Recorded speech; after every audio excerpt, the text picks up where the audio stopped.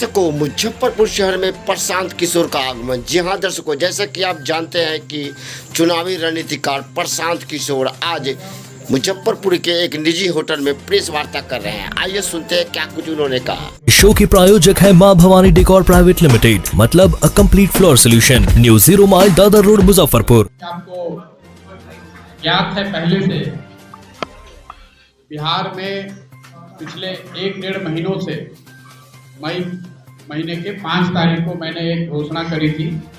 जन सुराज अभियान के बैनर के तहत बिहार में एक नई राजनीतिक व्यवस्था बनाने के लिए मैंने एक प्रयास शुरू किया है। ऐसा क्यों है? बिहार में एक नई राजनीतिक व्यवस्था की जरूरत क्यों है? हम सबको मालूम है कि बिहार आज देश का सबसे गरीब और पिछड़ा राज्य है।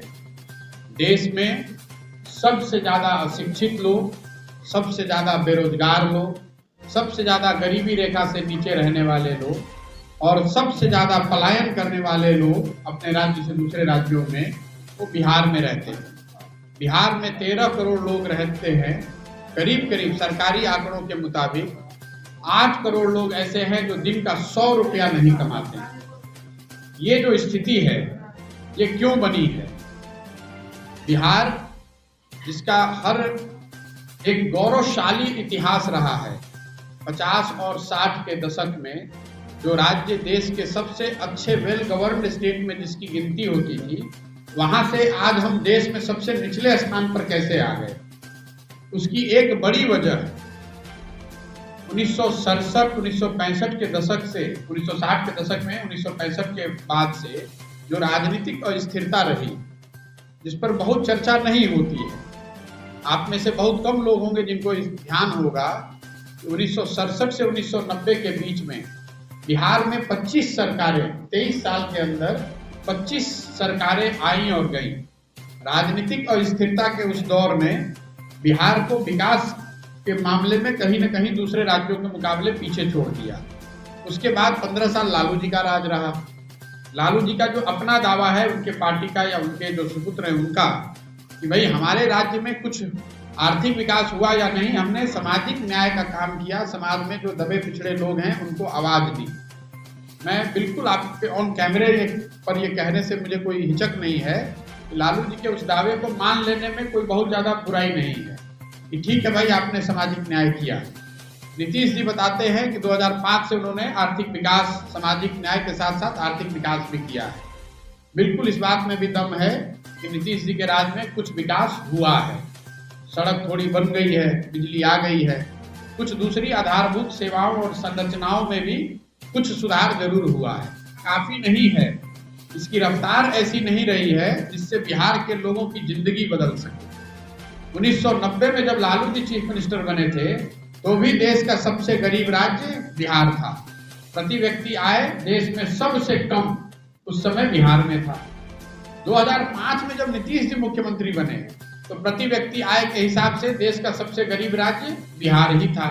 और आज 15 साल के उनके शासन के बाद और उनके आर्थिक विकास के दावों के बाद भी बिहार देश का सबसे गरीब राज्य है। ये आपको क्या बताता है कि जिस रास्ते पर आप चलकर आ रहे हैं पिछले कई सालों से, दशकों से, इस रास्ते पर चलकर आप बिहार को विकसित राज्य नहीं बना सकते। थोड़ा बहुत विकास हो सकता है, थोड़ी बहुत तरक्की हो सकती है, लेकिन 50-60 साल के पिछड़ापन जो राज्य के लोगों को झेलना पड़ रहा है, दूसरे राज्य बहुत आगे निकल गए। वो चीज अगर बदलनी है तो आपको एक नई राजनीतिक व्यवस्था बनानी पड़ेगी। 2015 में मैं यहाँ आया था, महागठबंधन का एक प्रयोग किया गया, उसको राजनीतिक सफलता भी मिली, सरकार भी बन गई और 7 निश्चय का एक एजेंडा भी बनाया गया। हम में से कई लोगों को लगता है कि अगर सरकार आपके मुताबिक बन जाए, उसका एजेंडा आप तय कर दें तो चीजें समाज में बदल सकती हैं। मैं अपने अनुभव से आपको बता रहा हूं कि बिहार में सरकार 2015 में हमारे मन के मुताबिक बनने के बाद भी, 7 निश्चय उसका एजेंडा होने के बाद भी आज व्यवस्था में कोई बहुत आमूल-चूल परिवर्तन बिहार में नहीं हुआ है। 7 निश्चय में जो वादे किए गए वो आज तक पूरे नहीं किए गए। 7 निश्चय का पहला वादा था कि बिहार में जितने युवक बेरोजगार हैं उनको कम से कम 1,000 रुपया हर महीने का मासिक सहायता मिलेगा। कोई बिहार में मुझे युवक ऐसा नहीं मिला जिसको ये सहायता मिला हो। बिहार के 7 निश्चय प्रोग्राम में स्टूडेंट क्रेडिट कार्ड की बात कही गई थी, ताकि 12वीं क्लास से आगे पढ़ाई करने के लिए किसी भी बच्चे को परिवार के आर्थिक संसाधनों पर डिपेंडेंट न होना पड़े, उसको बैंक से सरकारी गारंटी पर सस्ते दर पर लोन मिल सके। ये बहुत लोगों को आज इसका फायदा नहीं हुआ। क्या था, हर घर में नल से जल पहुंचाया जाएगा। आप देख रहे हैं कि नल के जल की योजना की क्या स्थिति है। कहीं नल है तो जल नहीं और जल है तो नल नहीं। 7 निश्चय में लोगों ने बताया था कि भाई हर गली और नली का पक्कीकरण होना चाहिए। हम लोग मुजफ्फरपुर में बैठे हैं, आपने देखा होगा गाँव की गलियों और नलियों की बात छोड़ दीजिए, बरसात होता है तो आधा मुजफ्फरपुर शहर में घुटने भर पानी लगता है, आपको मालूम है। मैं आपको ये 7 निश्चय के अवलोकन और उसका मूल्यांकन करने नहीं बैठा हूँ, मैं आपको सिर्फ ये बता रहा हूँ कि मेरा अनुभव ये रहा है कि अगर सत्ता परिवर्तन आपके मन के मुताबिक हो भी जाए, उसका एजेंडा आप बना भी दें, तो भी ये जरूरी नहीं है कि व्यवस्था का परिवर्तन हो जाए। इसलिए जो मैं अभी जो प्रयास कर रहा हूँ, एक नई राजनीतिक व्यवस्था बनाने का है। एक सिर्फ दल बनाकर चुनाव लड़ने की बात नहीं है, एक ऐसी राजनीतिक व्यवस्था जिसमें राजनीतिक दल अगर बने तो बिहार को किसी एक व्यक्ति प्रशांत किशोर का दल ना हो, वो किसी एक परिवार का दल ना हो, किसी एक जाति एक वर्ग का दल ना हो, वो बिहार के सब अच्छे लोगों का दल हो, जो बिहार के सारे लोग एक साथ में आकर मिलकर एक मंच पर तय करें कि बिहार को आगे बढ़ाने के लिए एक नए राजनीतिक दल की जरूरत है, तो दल बनाया जाएगा। लेकिन वो दल प्रशांत किशोर का नहीं होगा, वो दल उन सारे लोगों का होगा जो आकर इस मंच में एक साथ जुड़ना चाहते हैं। अब इसकी 3 मूलभूत बातें हैं। नई राजनीतिक व्यवस्था मेरी समझ से 3 मूल बातों पर निर्भर करेगी। सही लोग, ये जो दल बनाया जाए वो समाज के जो सही लोगों को एक साथ जोड़कर बनाया जाए, वो मिलकर तय करें कि दल बनाना है कि नहीं बनाना है। दूसरा, उसका एजेंडा पहले से तय हो, जिसको हम लोग सही सोच कह रहे हैं। और तीसरी बात, बिहार को बदलने के लिए सब ये तय करें कि मिलकर सामूहिक प्रयास से ही कोई बात बन सकती है। कोई एक व्यक्ति या दल 70 साल और 13 करोड़ लोगों के पिछड़ापन को आकर ठीक नहीं कर सकता है। अब आप ये पूछ सकते हैं कि साहब, आप जिन सही लोगों को ढूंढने निकले हैं उसका पता कैसे चलेगा? कैसे पता चलेगा कि कौन सही है और कौन गलत है? मेरे पास कोई यंत्र नहीं है कि मैं देखकर बता दूं कि कौन सही है और कौन गलत है। इसलिए उसका रास्ता क्या है? तो जैसे दही से मक्खन निकालने के लिए दही को मथना पड़ता है, उसी तरह समाज से अच्छे लोगों को निकालने के लिए, सही लोगों को इस मंच पर लाने के लिए समाज को मथना पड़ेगा। आने वाले 1-1.5 साल तक वो सिर्फ और सिर्फ समाज में लोगों से मिलना, उनकी बात सुनना, उनसे संवाद स्थापित करना, उनसे सीखना, उनसे समझना और उनको इस बात के लिए समझाना कि बिहार को अगर बेहतर बनाना है, बिहार को 10 साल 15 साल में विकसित राज्य बनाना है, तो उसके लिए बिहार के सब सही लोगों को एक साथ आकर एक मंच पर मिलकर प्रयास करना पड़ेगा। इस दिशा में जैसे आज मैं आपके जिले में हूँ, पिछले 15 दिनों से ये दौरा मैंने शुरू किया है। मैंने 5 तारीख के प्रेस कॉन्फ्रेंस में बताया था कि अभी से लेके पटना में जो मैंने 5 मई को प्रेस कॉन्फ्रेंस किया था, उसमें बताया था कि इस मिलने के सही लोगों को ढूंढने की जो प्रक्रिया है, इसके पहले चरण में 4 महीने में मैं बिहार के हर जिले, ब्लॉक जहां पर भी जा सकता हूं वहां जाऊंगा, लोगों से मिलूंगा। उस समय कोई 16,000-17 हजार लोग ऐसे थे जिनको मेरी टीम ने संपर्क किया था या जिन्होंने हम लोगों को संपर्क किया था, जो मिलना चाहते थे या बात करना चाहते थे या अपनी बात बताना चाहते थे।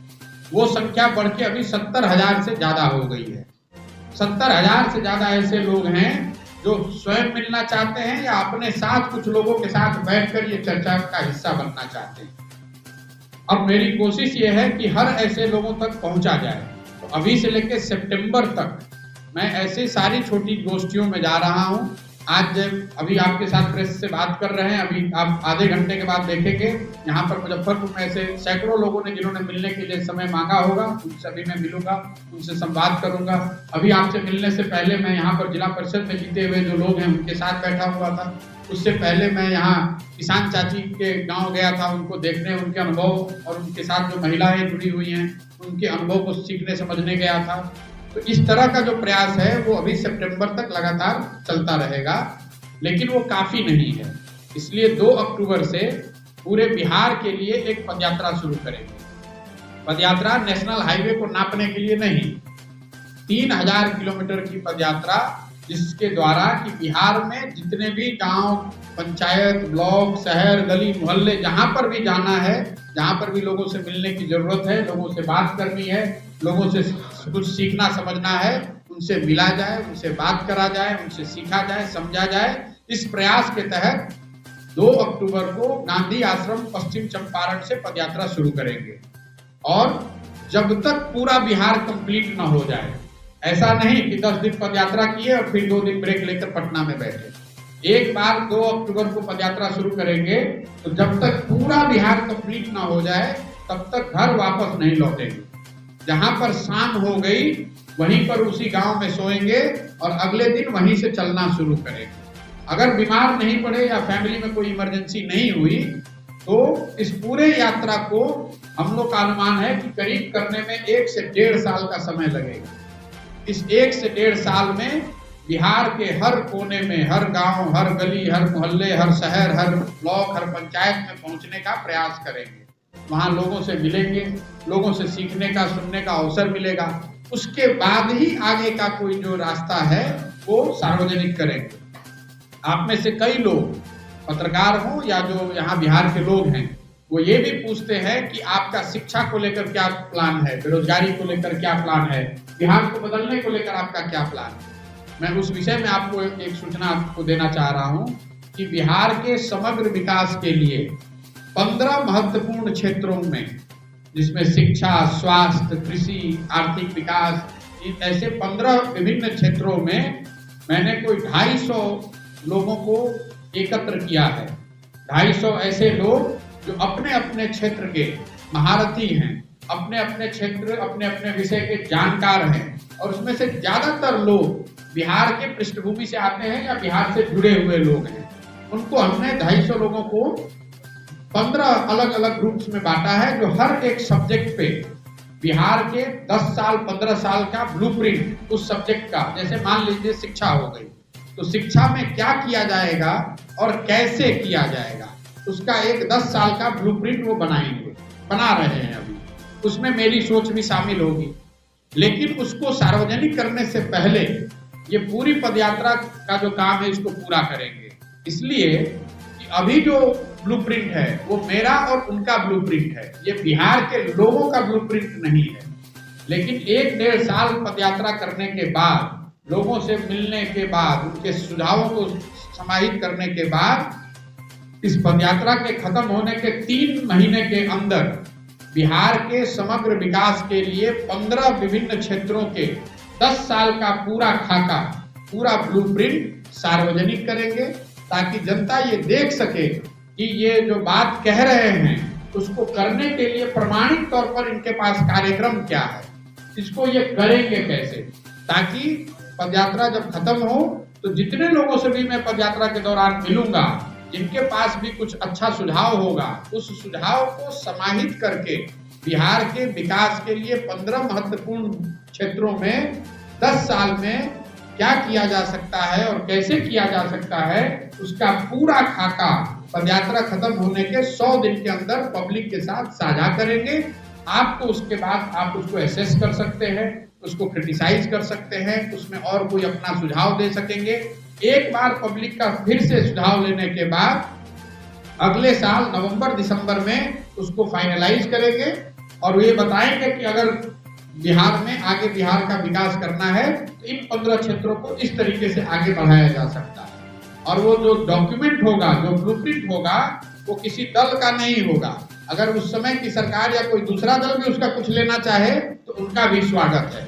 हम लोग का प्रयास ये है कि जो इतना लंबा प्रयास कर रहे हैं, इतना बड़ा प्रयास कर रहे हैं, समाज से जो भी निकल कर आए और जो भी बिहार के विशेषज्ञ हैं, इन विषयों के विशेषज्ञ हैं, की मदद से जो 10 साल का ब्लूप्रिंट बनाया जाए, उसको बिहार के लोगों के साथ साझा किया जाए, ताकि बिहार की कोई भी पॉलिटिकल पार्टी या सरकार अगर चाहे तो उसका उपयोग बिहार के बेहतरी के लिए कर सकती है। इसी के साथ मैं अपनी बात खत्म कर रहा हूं और अब आप अपने सारे प्रश्न पूछ सकते हैं। बहुत बहुत धन्यवाद। तो ये है कि आप कुछ दिन पहले तक विभिन्न राजनीतिक दलों के साथ मिलकर काम कर रहे थे, क्या पल ये आपके मन में कि आपने बिहार को में लेने का सोचा? दूसरा, जो अभी हालात हैं, जैसे प्रशासनिक स्तर पर दबाने का या धार्मिक स्तर पर गाना बना बोलने को, उसमें आप कहाँ तक? देखिए, मैं ऐसे लोगों में नहीं हूँ जो अचानक कोई निर्णय करता है। मैं जो भी निर्णय करता हूँ अपने जीवन में सोच समझ के करता हूँ। 2 मई 2021 को जब तमिलनाडु और बंगाल के रिजल्ट आए, उस दिन मैंने घोषणा की थी कि अब मैं जीवन में आगे वो काम जिस काम से, जिस परिचय से आप मुझे जानते हैं, राजनीतिक रणनीतिकार, सलाहकार, चुनाव प्रबंधन, ये सारे काम मैं अब जीवन में आगे कभी नहीं करूँगा। इसकी घोषणा मैंने मीडिया में 2 मई 2021 को की थी। उसके बाद 1 साल तक सब विकल्पों को सोचने, जांचने, परखने के बाद ये तय किया है कि अब बिहार में आना है और बिहार में आकर एक सिर्फ दल नहीं बनाना है, एक नई राजनीतिक व्यवस्था बनाने का प्रयास करना है, जिसमें दल तो बने लेकिन दल सही लोगों के साथ बने, एक सही सोच के साथ बने, जिससे सत्ता का परिवर्तन हो, उसके साथ साथ व्यवस्था के परिवर्तन की दिशा में भी कदम उठाया जाए। सिर्फ सत्ता का परिवर्तन न हो। और वो इस बात पर भी से भी गाइडेड है कि जो मैंने आपको अपना 2015 का बिहार का अनुभव बताया, या दूसरे राज्यों में जो मेरा अनुभव रहा है अभी तक का, कि कई बार आप पार्टियों के साथ मिलकर, नेताओं के साथ मिलकर अगर चुनाव जीत भी जाते हैं, सत्ता आपके हिसाब से आ भी बन भी जाए, तो भी मैं ये दावा नहीं कर सकता हूं कि उन राज्यों में या उन पार्टियों के साथ या उन नेताओं के साथ व्यवस्था बदल दी गई है। जो मैं अब कर रहा हूं, ये पूरी तरीके से यहाँ एक नई राजनीतिक व्यवस्था बनाने को लेकर है, सिर्फ पार्टी बनाकर चुनाव लड़ने की बात नहीं है। आपने कहा कि आप चुनाव कैसे जीतिएगा।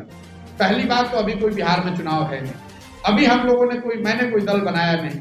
अगर दल बनाया जाएगा और चुनाव लड़ा जाएगा, तो एक बात तो आप मानिए कि जो मेरा भारी आलोचक है उसको भी मालूम है कि प्रशांत किशोर को और कुछ आता है चाहे नहीं, चुनाव लड़ाने तो जरूर आता है, इसकी थोड़ी बहुत समझ तो हमको जरूर है।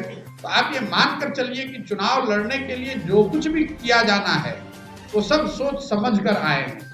मैं अपनी बातचीत के क्रम में भोजपुरी का एक कहावत बोलता हूँ, 2 तरह के लोग होते हैं, एक जो बज कर बूझते हैं और दूसरे जो बुझ के बजते हैं। तो हमको आप सेकंड कैटेगरी में मानिए, जो बुझ कर बजे, मतलब समझ कर आए हैं कि इसको करने में कितनी कठिनाई आ सकती है, कैसी व्यवस्था बनानी पड़ेगी, कितना समय लगेगा, कितना प्रयास करना पड़ेगा, कितना पसीना बहाना पड़ेगा। मुझे इस बात का इल्म है कि ये कठिन और लंबा रास्ता है, लेकिन ये कठिन और लंबा रास्ता है इसीलिए मुझे करना है क्योंकि मेरी समझ से ये सही रास्ता है। बिहार के भविष्य को बदलने का कोई दूसरा शॉर्टकट नहीं है, सिवाय इसके कि बिहार के सारे सही लोगों को एक साथ एक मंच पर लाया जाए। जी, आपने अभी तक जो शैक्षणिक योग्यता आपकी थी उसके आधार पर आपने चुनाव लड़ाया और एज अ बिजनेस ग्रुप में आपने काम किया। क्या ये जनसुराज की उसी तरह से एक ऐसा कोई स्थान है जिसके थ्रू जो आप ग्राउंड पर रिफॉर्म लेने चाहते हैं उसको भी कोई बिजनेस में कन्वर्ट कर सकते हैं? मुझे नहीं पता है कि किस शैक्षणिक योग्यता की आप बात कर रहे हैं, क्योंकि शैक्षणिक योग्यता तो मेरी पब्लिक हेल्थ की है। शैक्षणिक योग्यता से आप राजनीति करते हैं ऐसी कोई पढ़ाई देश में अभी है नहीं। अगर आप जानते हैं तो आप बताएं। आपने कहा कि बिजनेस करते थे, आपकी नज़र में बिजनेस हो सकता है, और मैं उस विवाद में नहीं पढ़ना चाहता हूं कि मैं बिजनेस करता था कि क्या करता था। लेकिन अगर मान लीजिए, आपकी बात को मान भी लेता हूं कि मैं बिजनेस करता था, तो कोई चोरी तो नहीं करता था। अपने बुद्धि, अपनी शक्ति, अपनी ताकत, अपने हुनर से अगर ईमानदारी से मैंने कोई चीज क्रिएट की है, आप पत्रकारिता करते हैं, चोरी तो नहीं कर रहे हैं, दिन भर काम करते हैं तो उससे 2 रुपए कमाते हैं, उसमें खराबी क्या है? मैं बिजनेस नहीं करता था, लेकिन अगर आपकी बात को मान लें, मैं बहस में नहीं पढ़ना चाहता हूँ, कि आप जो पहले करते थे वो बिजनेस था। तो भाई चोरी तो नहीं करते थे, किसी के यहाँ डाका नहीं डालते थे, किसी से घूस नहीं लेते थे, अपनी योग्यता अपनी हुनर से, और कोई पारिवारिक पृष्ठभूमि नहीं है, अपनी ताकत से, अपनी बुद्धि से, अपनी हुनर से, अपनी मेहनत से वहां पहुंचे हैं, और जो कुछ किया है वो अपने दम पर किया है, किसी ने हाथ पकड़कर वहां बैठाया नहीं है। एक प्रश्न है कि जब आप बिहार में आए और करके राजनीतिक शुरुआत, तो क्या किस नींव बना कि आपका मोहन हुआ? आप जब उनको सलाह दे रहे थे तो आपको उपाध्यक्ष बनाए, और उसके बाद उन्होंने कहा कि नहीं, हम प्रशांत जी के साथ बिहार को बदलना चाहते हैं।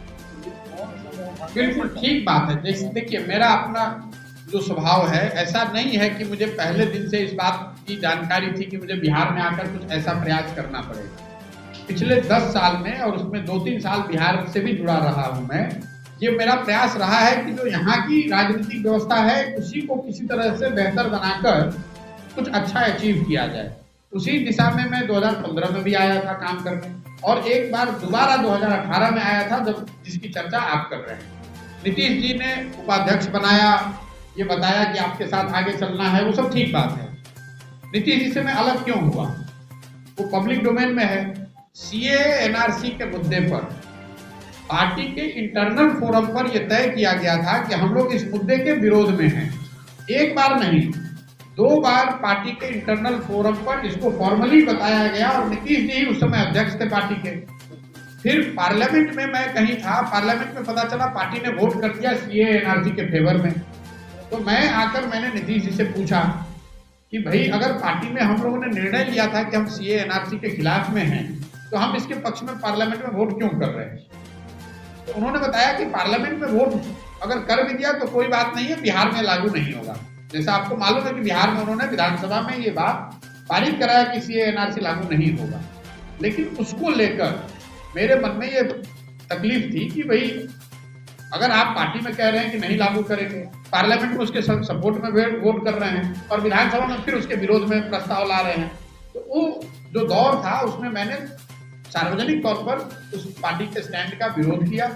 जो उनको लगा कि पार्टी का जो डिसिप्लिनरी पैरामीटर है उसके बियॉन्ड था, उनका प्रीरोगेटिव है, उन्होंने मुझे हटा दिया। मैंने उसको स्वीकार, मैंने उनके डिसीजन को स्वीकार किया, उससे कोई दिक्कत नहीं है। भाई, पार्टी उनकी है, अगर वो पार्टी को एक तरीके से चलाना चाहते हैं तो मैं उसमें क्या कह सकता हूँ। अब आप जदयू की दशा देख लीजिए, मुझे कुछ बोलने की जरूरत नहीं है। जदयू इस राज्य की सबसे बड़ी पार्टी थी, और कोई बहुत जमाने पहले नहीं, आज से 10 साल पहले जदयू इस राज्य की सबसे बड़ी पार्टी थी। आज वो राज्य में 3रे नंबर की पार्टी है।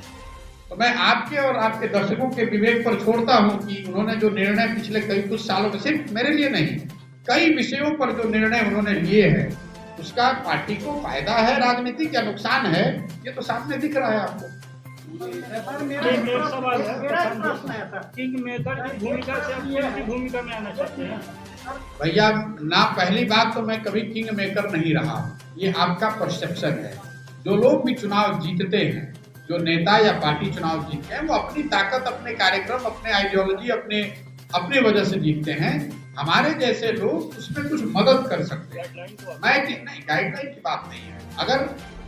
अगर कोई जुड़कर साथ में काम करना चाहता था तो उस समय उनके साथ जुड़कर काम किया, उसमें अपनी, मुझे जो मेरी समझ, बुद्धि, शक्ति थी वो मैंने लगाया। अगर परिणाम हमारे इच्छा के अनुरूप हुआ तो उससे कोई दिक्कत नहीं है। लेकिन मैं ये नहीं कह सकता हूँ कि मैं किंग मेकर हूँ, मैंने उन्हें बनाया। वो अपनी ताकत से जहाँ पहुंचे वो अपनी ताकत से पहुंचे हैं। आपने कहा कि आप भूमिका बदल रहे हैं, बिल्कुल भूमिका बदल रहे हैं। अब पहले से जो बड़े नेता और पार्टी थे, उनकी मदद के बजाय जो समाज में ऐसे लोग हैं जिनका हाथ पकड़ने वाला कोई नहीं है लेकिन सही लोग हैं, ऐसे लोगों के साथ उनका हाथ पकड़कर उनको चुनाव लड़ाने में मदद करना चाहते हैं। बिल्कुल भूमिका बदल रहे हैं, लेकिन वो किंग मेकर और किंग की बात नहीं है। पहले जो एस्टेब्लिश्ड लीडर और पार्टियों के साथ 10 साल मैंने काम किया, आने वाले कई साल तक मैं ऐसे लड़कों के साथ, ऐसे लोगों के साथ काम करना चाहता हूं जो राजनीतिक सामाजिक तौर पर प्रबुद्ध लोग हैं, समाज के लिए कुछ अच्छा करना चाहते हैं, लेकिन किन्हीं कारणोंवश कोई उनको हाथ पकड़ के आगे बढ़ाने वाला नहीं है। मैं उनके साथ अपनी ताकत बुद्धि शक्ति जोड़ना चाहता हूं ताकि एक नए मंच और एक नई राजनीतिक व्यवस्था बनाई जा सके, जिससे एक विकसित बिहार को बनाने की दिशा में प्रयास किया जा सके। बिल्कुल आता। ये आपकी जो सोच है, मैंने आपको शुरू में ही कहा कि मैं ऐसे व्यक्तियों में नहीं हूं जो आज सुबह में कोई दिमाग में बात आई और शाम में उस पर एक्ट करूंगा। कांग्रेस के साथ ही क्यों, जब मैंने बंगाल के और तमिलनाडु चुनावों के बाद ये घोषणा की कि मैं ये काम नहीं करूंगा, तो उसके बाद देश में जितने भी बड़े लीडर और पार्टियां हैं जो मेरे जिनसे मैं मिल सकता था, मैं सबसे मिला, सबसे बात करी, सबसे देखा कि आगे इनके साथ क्या रास्ता बनाया जा सकता है। लेकिन सब देखने, जांचने, परखने के बाद ये तय किया कि नहीं, बिहार में जाकर एक सीधा ऑर्गेनिक प्रयास ही करना पड़ेगा। आपने कहा कि कांग्रेस के साथ बात बन गई होती तो क्या होता, आपको कैसे मालूम है कि बात नहीं बनी? मीडिया ने जो बताया कि भाई कांग्रेस ने तो कहा कि आप आकर ज्वाइन कर लीजिए, हमारी जिम्मेवारी लीजिए, मैंने मना कर दिया। लेकिन जैसे वो बिजनेसमैन वाली बात का मैं आंसर कर रहा था, 1 मिनट को आप मान लीजिए कि मैं कांग्रेस ज्वाइन कर गया होता तो भी यही कर रहा होता, क्योंकि उन्हीं मीडिया के हवाले से ये भी बताया गया था कि जो चर्चा चल रही थी उसमें ये बताया गया था कि बिहार में, उत्तर प्रदेश में और उड़ीसा में, ये 3 राज्यों में कांग्रेस को फिर से जीरो से, जो स्वतंत्रता से पहले वाली कांग्रेस थी, महात्मा गांधी वाली कांग्रेस थी, उस फॉर्मूले से एक नई पार्टी की तरह से अपने आप को खड़ा करना पड़ेगा। तो अगर मैं कांग्रेस ज्वाइन कर गया होता तो भी जनसुराज ही कर रहा होता और बिहार में ही कर रहा होता। ये अलग बात है कि मेरी समझ का या मेरे सुझाव का कांग्रेस दूसरे राज्यों में भी शायद कुछ उपयोग जैसा वो उचित समझते वो कर सकते थे, वो मैंने मना कर दिया कि मुझे नहीं करना है। कांग्रेस ने रिजेक्ट नहीं किया। आपने मीडिया, अगर आप मीडिया वाले थे तो खबर आपको आई होगी, उन्होंने ट्वीट करके क्या कहा कि हमने प्रशांत किशोर को ऑफर दिया, प्रशांत किशोर ने उसको मना कर दिया। मैं यहाँ 1 घंटे बैठा।